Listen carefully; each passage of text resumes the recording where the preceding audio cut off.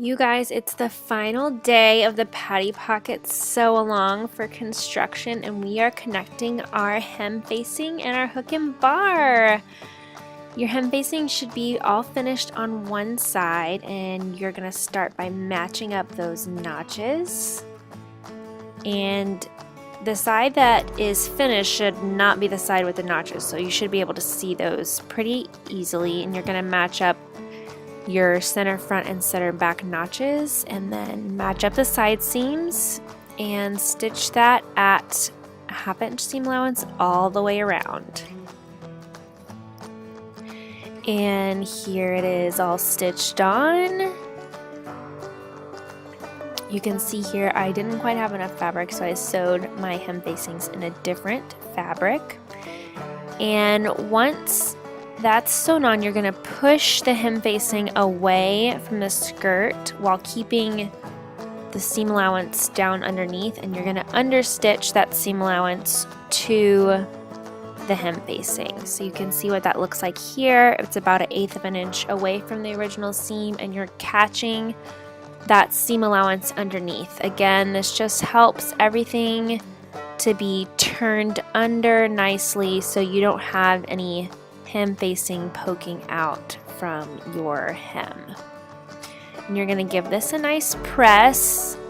That self of that skirt is just going to roll over just a bit perfectly, and you're just going to press this fold in place. And now we're going to do our blind stitching. Blind stitching can be a bit tricky. I like to start at a skirt seam right here and go through that seam allowance and through my hem facing just to get a good anchor point as for where to start. And also, as I'm doing my blind hem, anytime I cross a seam like this, I go around it a couple times like this just to secure it and give it a little knot.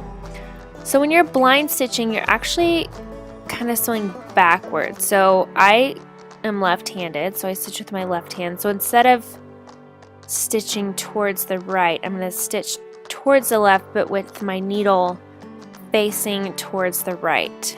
And you're just going to catch a couple of threads from yourself, from your skirt, just right above the hem facing, and then cross down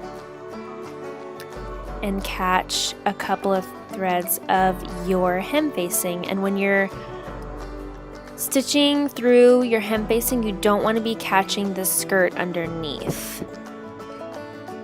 You're going to cross upwards and catch the skirt whenever you do that stitch right above the hem facing, and you're kind of creating a bit of a zigzag stitch, and that's going to hold your facing in place and keep it from catching anything. And you're going to do that all the way around. And again, anytime you meet a seam, you want to go through it a couple times, and that's going to be nice and secure. And now our hem facing's done, and the last step is to do our hook and bar. So if you did a lining, this is all you have to do left.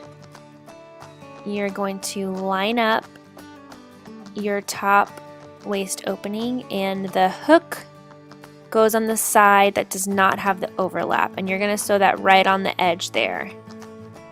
And your bar is going to go just inside the edge where the zipper is, right on the middle of the waistband, like this. Your hook is right on the edge, your bar is just on the inside of that zipper, so when you hook it, make sure it clicks into place. You have a nice, everything's nice and lined up. And when you're done, this is what your skirt's gonna look like. Your hem facing should be stitched in place. It looks really smooth. This is the back.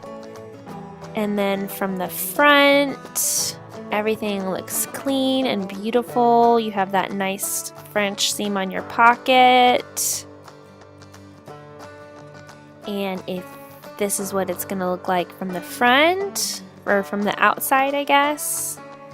Got your beautiful popped out pockets and some really nice pleats in the back. I like to sort of stitch my pleats all the way down. You don't have to do that. It's up to you and what kind of fabric you used. And if you sewed a lining, this is what your insides are gonna look like. This is the front, nice and smooth, and the back.